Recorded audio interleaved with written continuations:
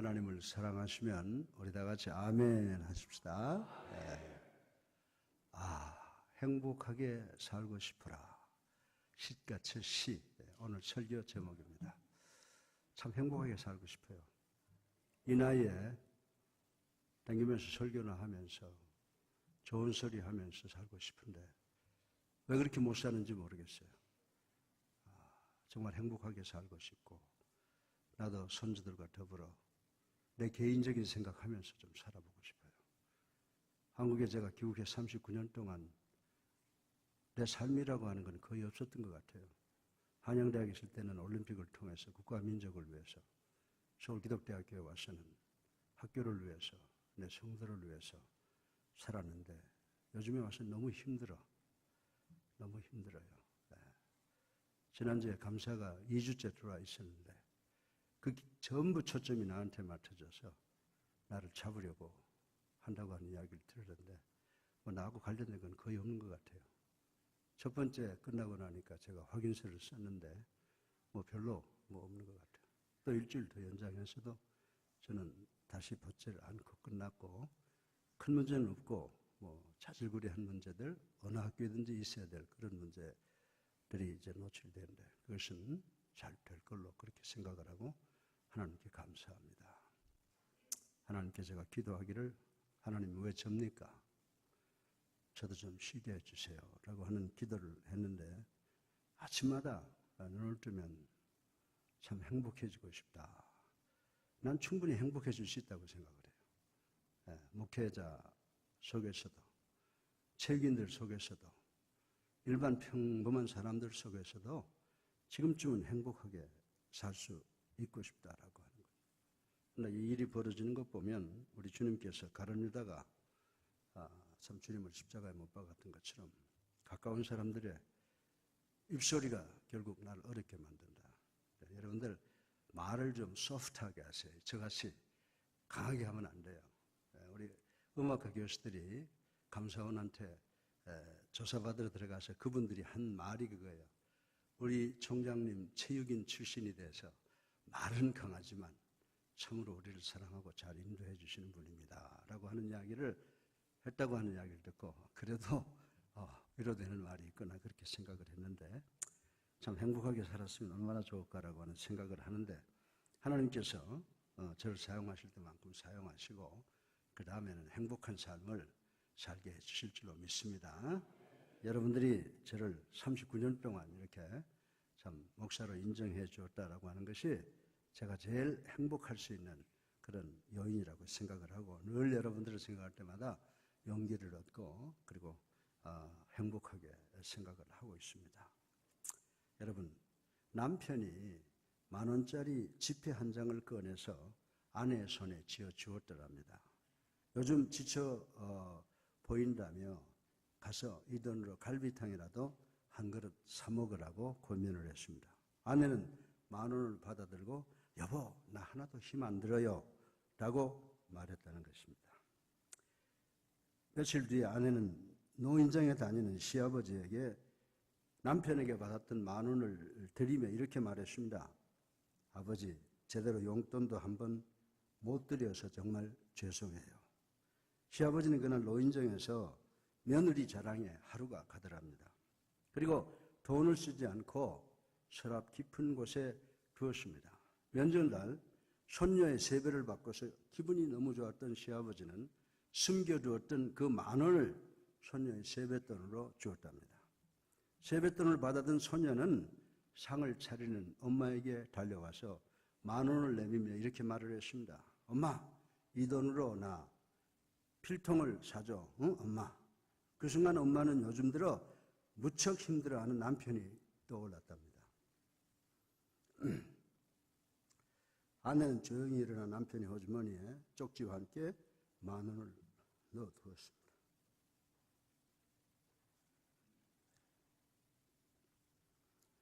여보,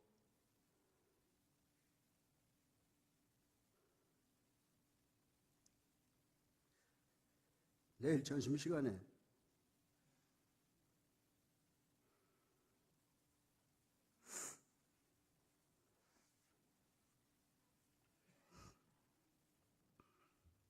맛있는 것 하나 사 드세요. 라고 하면서 10,000원 한 장이 쪽지를 남편의 주머니에 넣었습니다. 사랑하는 성도 여러분, 10,000원 한 장이 식구들을 거치며 가족의 사랑을 키워줍니다. 행복의 바구니는 물질로 채워지질 않습니다.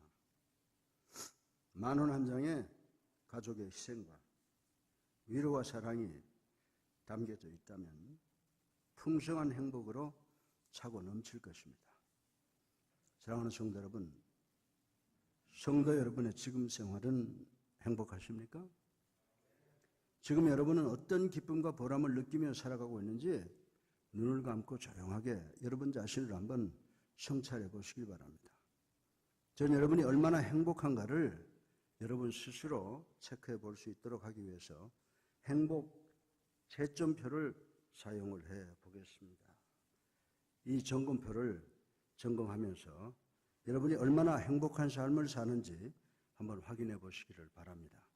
응답은 1점부터 10점까지 숫자 중에 하나에 공을 쳐서 다 끝나고 나면 평균을 내보면 되겠습니다. 첫 번째로 여러분은 매일 아침 새로운 날을 기대하며 잠자리에서 일어나십니까? 두 번째로 여러분이 하는 일을 즐기는 편입니까? 세 번째로 여러분은 친구가 많습니까? 네 번째로 여러분의 대인관계는 원만합니까? 다섯 번째로 여러분은 세계 정세를 걱정하십니까? 여섯 번째로 여러분의 미래에 대한 확신이 있습니까? 일곱 번째로 여러분은 정치 문제를 걱정하십니까? 여덟 번째로 여러분은 재정적으로 안정되어 있습니까? 아홉 번째로 여러분은 업무 외적인 관심사가 따로 있습니까? 열 번째로 여러분은 고난을 기쁨으로 이겨냅니까? 열한 번째 여러분은 갖가지 근심 걱정 때문에 괴로울 때가 있습니까?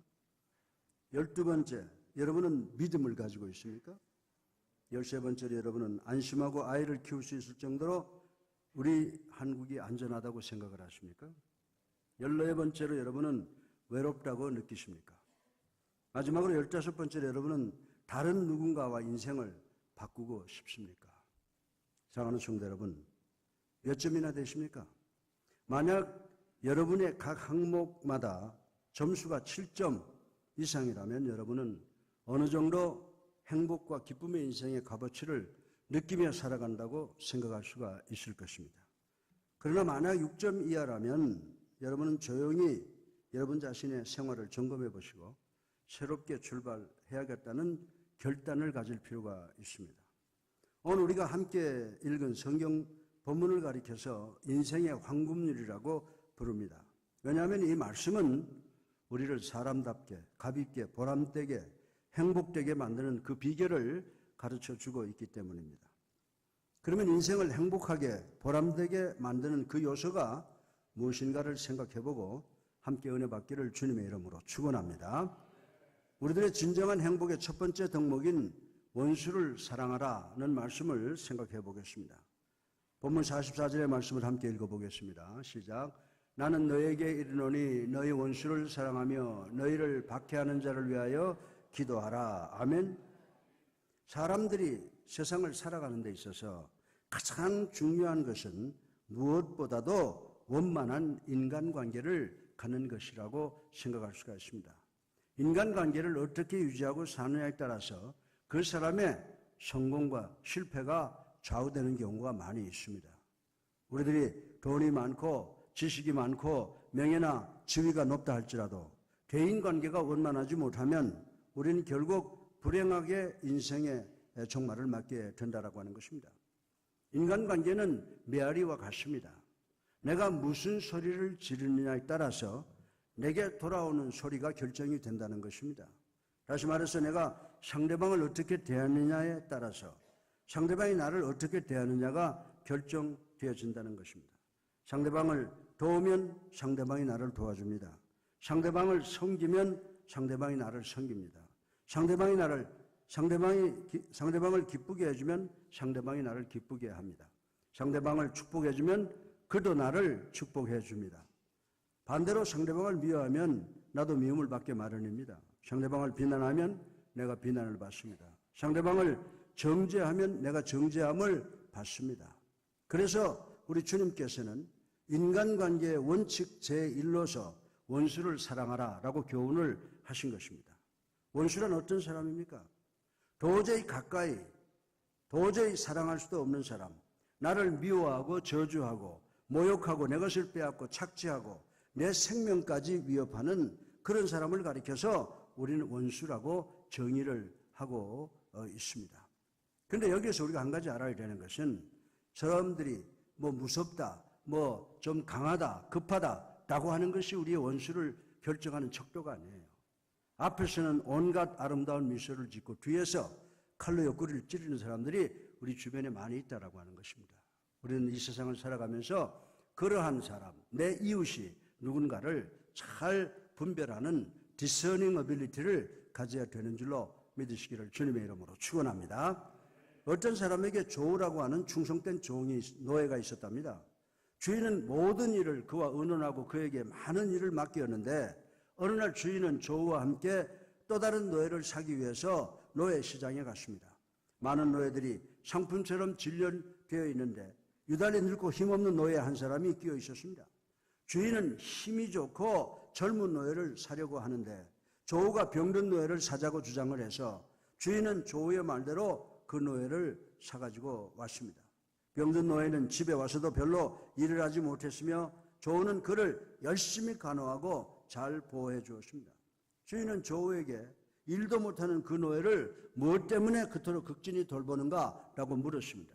조우는 눈물을 흘리며 말하기를 저 노예는 나의 원수입니다. 내가 어렸을 때 나를 유괴해서 노예 상인에게 팔아서 지금의 신세가 되었습니다. 그런데 뜻밖의 저 사람도 노예가 되어 병들었습니다. 내가 저 사람의 얼굴을 보는 순간 하나님께서 내게 감동을 주시기를 원수를 사랑하라는 것이었습니다. 저는 이제 저분이 세상 떠날 때까지 사랑할 것입니다. 라고 했습니다. 주인이 네가 노예들을 다스리는 책임자니까 네가 알아서 해라. 라고 그에게 위임했다고 하는 이야기가 있습니다. 사랑하는 성도 여러분, 그러면 원수를 사랑하라는 의미가 무엇입니까? 원수를 사랑하지 말라라고 하는 의미를 깊이 생각해 보면 보복하지 말라는 뜻입니다. 로마서 12장 19절로 20절에 보면 내 사랑하는 자들아 너희가 친히 원수를 갚지 말고 하나님의 진노하심에 맡겨라 기록되었을 때 원수 갚는 것이 내게 있으니 내가 갚으리라고 주께서 말씀하시니라. 내 원수가 줄이거든 먹이고 목마르거든 마시게 하라. 그리함으로 내가 숯불을 그 머리에 쌓아 놓으리라. 아멘. 보복을 하면 보복이 보복을 나눈다는 말씀입니다. 결국 인류 사회는 죽이고 죽이는 전쟁터가 되고 맙니다. 사랑하는 성도 여러분, 심판은 우리 인간들이 하는 것이 아니라 하나님께서 하신다고 분명히 말씀을 하시고 있습니다. 따라서 우리는 모든 심판은 하나님께 맡기고 인간은 악에 대해서도 선으로 대할 수가 있고 미움과 분노에 대해서도 사랑으로 이해와 용서로 대할 수 있어야 되는 줄로 믿으시기 바랍니다. 인간 자신이 심판자가 되어서 보복하려면 그것은 그리스도를 믿는 성도의 신앙적 자세가 아니라고 하는 것입니다. 악이 아무리 크다고 할지라도 악으로 대하지 아니하고 선으로 대하는 것이 우리 예수 사랑교회 성도들의 믿음의 삶의 자세인 줄로 믿으시기를 주님의 이름으로 축원합니다. 악은 궁극적으로 하나님께서 반드시 심판하실 날이 있습니다. 그 확신을 가지고 오늘도 계속 선으로 싸워 이겨나가는 우리 성도님들 되시기를 주님의 이름으로 축원합니다. 원수를 사랑하라는 말은 용서하는 마음을 가지고 살라는 것입니다. 에베소서 4장 32절을 보면 서로 친절하게 하며 불쌍히 여기며 서로 용서하기를 하나님이 그리스도 안에서 너희를 용서한 것 같이 하라. 아멘. 그런데 용서는 쉬운 일이 아닙니다. 용서는 반드시 자기 아픔과 고통, 자기 희생을 동반하는 결단이 필요하다는 예수님께서 우리의 죄를 용서해 주시기 위해서 골고다 언덕에 십자가에 매달리신 그 모습, 다시 말해서 십자가의 희생을 통해서 자기 희생을 통해서 용서가 이루어진다고 성경은 우리들에게 가르쳐주고 있습니다. 사랑하는 성도 여러분, 여러분 마음속에 맺힌 어떤 분노가 있습니까? 어떤 적대감이 있습니까? 아니면 원한이 새겨져 있습니까? 쉽게 해결되지 않습니다. 내 자신 속의 파도가 해변가를 계속해서 치듯 밀려오고 있는 그 분노의 감정, 억제한다는 것 쉬운 일이 아니라고 하는 것 인정합니다. 거기에는 자기 희생과 자기 양보와 자기 아픔과 자기 고통을 삼킬 때 비로소 용서하겠다고 하는 결단을 내릴 수가 있게 된다고 하는 것입니다. 용서하기 위해서 마음속에 겪는 고통이나 아픔이나 괴로움이란 정말 숭고하고 아름다운 것입니다. 거기에 우리 주님의 십자가의 아름다운 열매가 맺어지게 되는 것입니다. 원수를 사랑하라. 이 말은 모든 사람과 화목하라는 뜻입니다. 당시 유대인들은 동족에 대해서는 이웃이라고 불렀지만 이방 모든 민족을 가리켜 원수라고 불렀습니다. 그래서 원수와의 관계는 대직의 관계이지 화목하게 함께 교제하고 사는 관계가 아닙니다. 그래서 레위기서의 말씀을 보면 이방인과는 접촉도 하지 말고 교제도 하지 말고 밥도 같이 먹지 말라고 경고하신 말씀이 있습니다. 그러나 예수님은 이와 같은 유대인들의 전통적인 의식을 단번에 혁파시켰다고 하는 것입니다. 비록 이방인일지라도 원수일지라도 그들과 화목하게 지내려는 것이 우리 주님의 뜻인 줄로 믿으시기를 주님의 이름으로 축원합니다. 그래서 로마서 12장 18절에 말씀하시기를 할 수 있거든 너희로서 모든 사람과 더불어 화목하라고 권면하고 있습니다. 그리스도인들의 마음속에는 어떤 차별이 있어서는 안 됩니다. 어떠한 분리가 있어서도 안 됩니다. 모든 사람과 화목하게 지내는 관계가 형성돼야 한다라고 하는 것입니다. 그래서 예수님께서 이 땅에 오실 때 천군 천사들이 하늘에는 영광 땅에는 평화라고 하는 노래를 불렀던 것입니다. 우리가 어떤 사람과 화목하게 지내야 하는데 도저히 내 감정이 용납되지 아니할 때는 그를 저주하고 원망하고 미워하기보다는 하나님 앞에 나아가서 조용히 기도하시는 여러분 되시기를 주님의 이름으로 축원합니다. 그래서 오늘 본문 말씀 가운데 마태복음 5장 44절에 주님께서 교훈하시기를 난 너희에게 이르노니 너희 원수를 사랑하며 너희를 박해하는 자를 위하여 기도하라고 간곡히 부탁을 하신 것입니다. 그리고 베드로전서 3장 9절에 보면 악을 악으로 욕을 욕으로 갚지 말고 도리어 복을 빌라 이를 위하여 너희가 부르심을 받았으니 이는 복을 이어받게 하려 하심이라고 말씀을 했습니다. 악을 악으로 욕을 욕으로 갚지 않고 원수를 사랑하여 복을 빌어주는 사람에게 우리 주님의 축복이 임하여 진정한 행복을 누리게 해주시는 줄 믿으시기를 주님의 이름으로 축원합니다. 우리들의 진정한 행복의 두 번째 덕목은 모든 일에 대해서 의무 이상을 행하여야 함을 생각해 보겠습니다.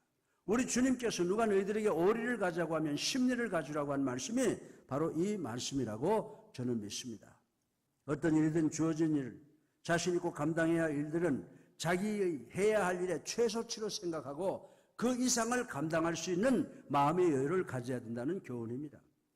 우리 다 같이 마태복음 5장 41절 말씀을 함께 읽어보겠습니다.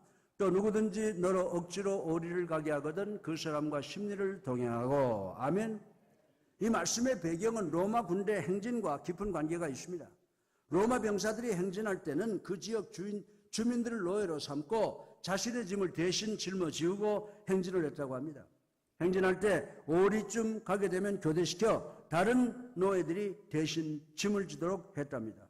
행진하는 도중에 짐을 지고 가는 어떤 노예들은 타인의 지시에 의해 짐을 지고 가고 있지만 어떤 노예들은 정성껏 짐을 옮겨주고 오리를 가고 난 뒤에도 오리를 더 갈 수 있는 마음의 여유를 가지고 있는 노예들이 있었다고 합니다. 행군을 다 마친 후에 다음 부대장은 이런 열심히 했던 노예들을 불러서 자유인이 되게 하는 경우가 종종 있었다고 하는 전쟁 역사의 기록이 남아 있습니다. 이 스토리가 주는 의미는 자기의 책임량 이상으로 갑절의 노력을 한 그 사람에게 삶의 자유가 주어진다는 의미입니다. 따라서 우리 모두는 그리스도인들은 무슨 일을 하든지 책임량 이상을 감당하려는 마음의 여유가 있어야 되는 줄로 믿으시기 바랍니다. 특별히 하나님의 종이 되겠다고 하는 목회자들은 시간 같은 거 내가 몇 시에 왔으니까 몇 시에 퇴근하고 월요일 날은 쉬어야 되고 그런 관념을 가지고 있으면 안 돼요. 성도들이 필요하다면 시간과 낮과 밤을 가리지 아니하고 성도들을 위해서 뛰어나갈 수 있는 그런 마음을 가져야 그 교회가 복된 교회가 되는 줄로 믿으시기를 주님의 이름으로 축원합니다. 이 스토리가 주는 의미는 자기의 책임량 이상으로 갑절의 노력을 한 그 사람에게 삶의 자유가 있다는 것입니다. 따라서 우리 모두는 무슨 일을 하든지 책임량 이상으로 감당하려는 마음의 여유를 가져야 된다라고 하는 것입니다. 제가 신방을 자주 갑니다. 어느 아파트 단지에 가보면요, 자주 보는 일이 있는데 그것은 뭡니까? 자기 집은 막 유리알같이 바닥을 닦고 깨끗하게 청소는 되어 있고 또 물건도 잘 정돈이 되어 있습니다. 그러나 공동으로 사용하는 복도나 계단이나 엘리베이터를 가보면 지저분하게 이루 말할 수가 없는 것을 보게 됩니다. 여기저기에 휴지 조각이 늘어져 있고 껌들이 붙어 있고 엘리베이터도 청소가 되어 있지 않는 것을 볼 수가 있습니다. 왜 그렇습니까? 그 아파트에는 자기 공간만 겨우 감당하는 사람들로 모여 있기 때문이라고 생각을 해봅니다. 그러나 우리 그리스도인들은, 믿는 자들은 자기가 감당해야 할 공간 이상을 우리 전체 공동의 책임까지 솔선해서 열심을 가지는 그런 삶을 살아가야 된다고 하는 것입니다. 예수 믿는 사람은 자기의 책임뿐만이 아니라 남의 일까지도 즐겁고 기쁜 마음으로 감당할 줄 아는 마음의 여유가 있어야 한다는 것입니다. 빌립보서 2장 4절 5절 말씀을 보세요. 각각 자기 일을 볼 뿐더러 또한 각각 다른 사람들의 일을 돌보아 나의 기쁨을 충만하게 하라. 너희 안에 이 마음을 품으라고 그리스도 예수의 마음이니라고 했습니다. 그리스도 예수의 마음으로서 자기뿐만이 아니라 남의 일까지 관심을 가지고 도와주려는 자세입니다. 이것이 바로 예수 그리스도의 마음, 예수 그리스도의 정신을 우리가 실천하는 것인 줄로 믿으시기를 주님의 이름으로 축원합니다. 그래서 마태복음 11장 28절을 보면 우리 주님께서 수고하고 무거운 짐진 자들아 다 내게로 오라. 내가 너희를 쉬게 하리라라고 말씀을 하셨습니다. 자신의 짐뿐만이 아니라 남의 수고와 무거운 짐까지 대신 감당하려 하셨던 분이 바로 갈보리 언덕 십자가 위에서 여러분과 나의 죄를 지시고 돌아가신 우리 주님이시라고 하는 것입니다. 구약 성경에 엘리사를 보면 엘리사는 자신의 스승 엘리야만큼만 일을 해도 훌륭한 선지자로 칭송을 받을 것인데 엘리야가 하늘을 향하여 올라가는 그 순간 큰 소리로 갑절의 능력을 요구한 것을 우리는 볼 수가 있습니다. 스승 엘리야보다 갑절로 일할 수 있는 능력을 달라고 하나님께 기도한 것입니다. 사도 바울도 그렇습니다. 고린도에서 나의 나 된 것은 하나님의 은혜로 된 것이니 다른 사도보다 더 많이 수고하겠다라고 외친 모습을 우리는 볼 수가 있는 것입니다. 1976년 펜실베니아 알렌타운에서 태어난 여아가 하나 있었습니다. 그런데 무릎 밑으로 종아리뼈가 없었습니다. 부모는 그 사실을 알고 고민을 하게 되었습니다. 평생을 윌체어에서 살게 할 것인지 아니면 의족을 끼고라도 걷게 할 것인지 두 가지를 놓고 고민을 했습니다. 결국 부모는 의족을 선택을 했습니다. 비록 신경이 없는 의족이지만 두 발로 걷는 딸을 보고 싶어서였습니다. 의사는 마음이 아프지만 부모의 요구대로 그 여아의 양다리를 절단을 했습니다. 의족을 낀 여아는 나중에 조지타운이라고 하는 명문대학에 진학하여 대학생이 되었습니다. 의족을 끼고 다니는 것만 해도 고통스러운 일인데 그녀는 자신의 한계를 극복하기 위해서 1996년 장애인 올림픽에 출전하여 세계 신기록을 세웠습니다. 그것도 한 가지가 아니라 세 가지 종목에서 우수한 성적을 거둘 수 있었던 것입니다. 그녀의 도전은 여기에서 끝나지 않았습니다. 잡지 모델, 패션쇼 모델로 활동하기도 하고 2003년에도 월드 트레이드 센터라는 제목의 영화에도 출연을 했습니다. 그뿐만 아니라 유명한 작가로 그리고 연설가로 열심히 일하고 있는 여성의 이름은 여러분도 들어서 아실 거예요. 에이미 뮬린스라고 하는 여성이었습니다. 그녀는 비록 장애인이었지만은 남보다 몇 배 더 열심히 일해서 2009년 미국 피플지에서 선정하는 세계에서 가장 아름다운 여인 50명에 그 이름이 올리게 되었다고 하는 것입니다. 사랑하는 성도 여러분, 우리 예수 믿는 사람들은 안 믿는 사람보다 갑절의 노력과 열심으로 살아가야 되는 줄로 믿으시기 바랍니다. 모든 일에 열심을 해야 합니다. 시편 101편 6절의 말씀을 보면요, 내 눈이 이 땅에 충성된 자를 살펴 나와 함께 살게 하리니 완전한 길에 행하는 자가 나를 따르리로다. 아멘. 하나님께서는 충성된 자를 바라보시고 그 충성된 자를 축복하시기를 원하시는 줄로 믿으시기를 주님의 이름으로 축원합니다. 여러분은 다른 사람보다 내가 갑절로 노력하고 일해야 되겠다는 마음의 자세로 일하시기를 바랍니다. 오리를 가야 할 형편이라면 기쁜 마음으로 심리증 갈 수 있는 그런 마음의 여유를 가질 때 우리가 참된 행복을 누리게 됨을 명심하시기를 주님의 이름으로 축원합니다. 우리들의 진정한 행복을 위한 세 번째 마지막 덕목인 매사에 확신이 있어야 함을 생각을 해보겠습니다. 신념을 가지고 산다는 것은 확고한 목표를 가지고 산다는 말입니다. 이렇게 산다는 것 쉬운 일이 아닙니다. 우리 다 같이 마태복음 5장 33절을 한번 읽어보겠습니다. 또 옛사람에게 말한 바 헛맹세를 하지 말고 내 맹세한 것을 주께 지키라 하였다는 것을 너희가 들었으나. 아멘. 네, 우리 주님께서 헛맹세를 하지 말라고 하셨습니다. 우리 삶의 목표와 방향을 분명히 알고 살아야 보람을 찾을 수 있다는 것입니다. 삶의 목표가 분명한 사람은 도중에 실패하는 일이 있어도 절대로 좌절하지 않습니다. 7,8기의 기쁨이 있다고 하는 것입니다. 삶의 목표가 분명한 사람이 삶의 의욕이 있고 열심히 있습니다. 삶의 확신이 흔들리질 않습니다. 확신에 관해서 놀랄 만한 것은 이것입니다. 우리가 우선 하나님의 말씀을 의지할 때 우리의 느낌은 나중에 뒤따라 온다는 것입니다. 한 남자가 등에 감자 한 자루를 메고 옮기고 있는 한 사람에게 물었습니다. 당신은 구원받았다는 사실을 어떻게 압니까? 라고 물었습니다. 그런데 이 그리스도인이 앞으로 한 발자국 한 발자국 움직일 때마다 그가 메고 있던 자루에 구멍이 나서 그런지 계속 감자가 떨어지고 있었다고 하는 것입니다. 그가 대답을 했습니다. 저는 뒤를 돌아보지 않았는데도 자루 속에 있는 감자의 수가 줄었는지 제가 어떻게 알죠? 라고 반문을 했습니다. 그 순간 믿지 않는 사람은 그것은 자루의 무게가 덜 무겁기 때문에 점점 가벼워지기 때문에 알아차릴 수가 있겠죠 라고 답변을 했습니다. 맞습니다. 제가 등에 지고 있는 죄의 무게가 가벼워지는 것을로 인해서 제가 구원받았다는 사실을 압니다라고 했다고 하는 것입니다. 그리고 덧붙여서 저는 죄로 인한 자책과 슬픔을 떨쳐버렸고 단순히 예수님의 말씀을 믿고 의지하며 나의 주님이시고 나의 구원자이신 예수 그리스도 안에서 사죄의 은총으로 인한 평안과 만족을 통해 행복을 얻습니다 라고 하는 답변을 했다고 하는 것입니다. 사랑하는 성도 여러분, 불란서의 실존주의 철학자 사르트르는 이런 말을 했습니다. 인생이라고 하는 것은 계획의 연속이다.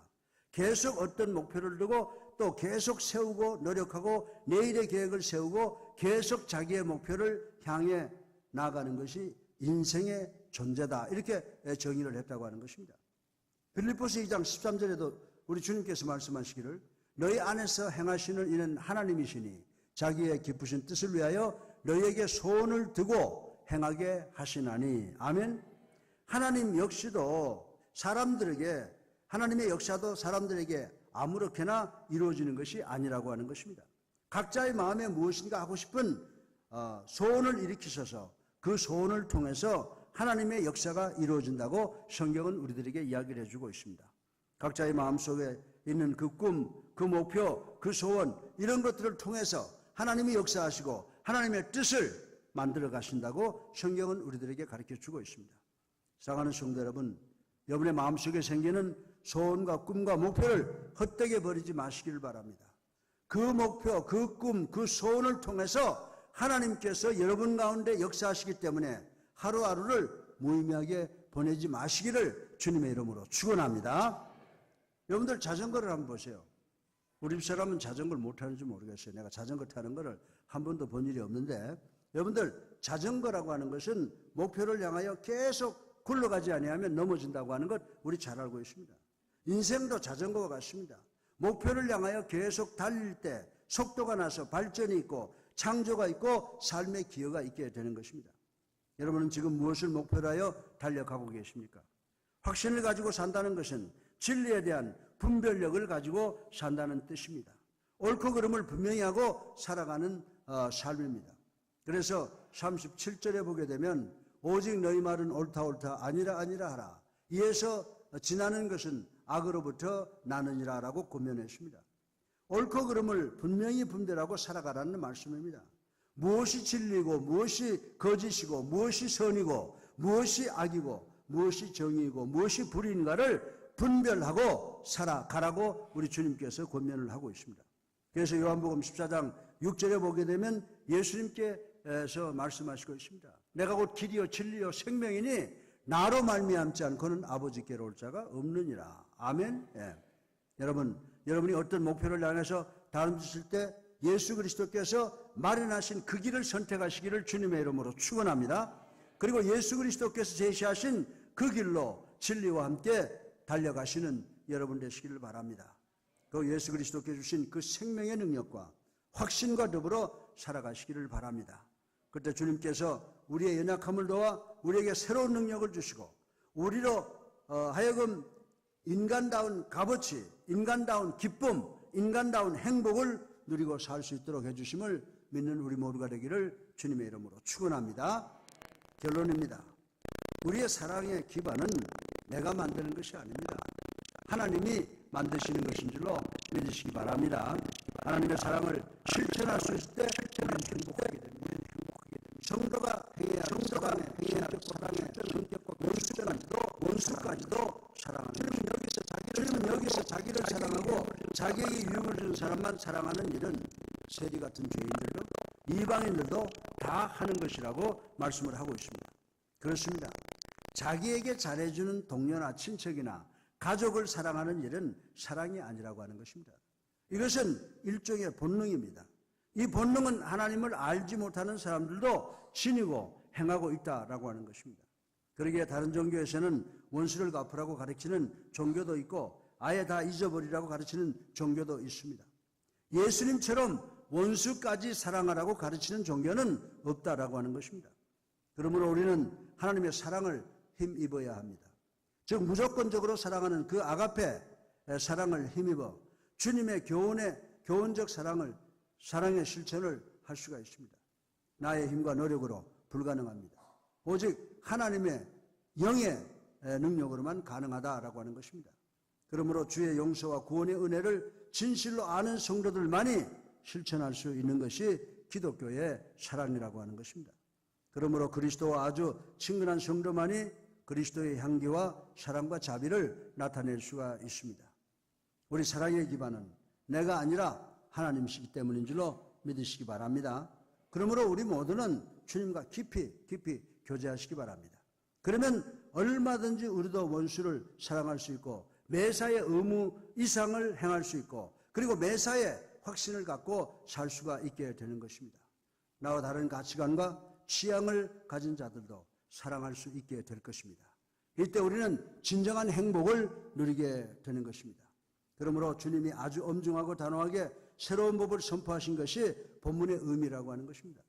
아브라함의 후손일지라도 하나님의 율법이 요구하는 신앙과 윤리를 행하지 아니하면 하나님의 자녀의 특권을 상실할 수 있다는 것이 주님의 법이라고 오늘 본문은 우리들에게 이야기를 해주고 있습니다. 사랑하는 성도 여러분, 우리도 주님께 택함받았다는 사실만 의지해서는 안 됩니다. 주님의 계명과 교훈을 바르게 이해하고 그 뜻대로 순종하여 세워져가는 주님의 성도와 교회들이 되심으로 행복하게 살고 싶다는 꿈을 이루어 하나님이 주시는 참 행복을 누리시는 여러분 되시기를 주님의 이름으로 축원합니다.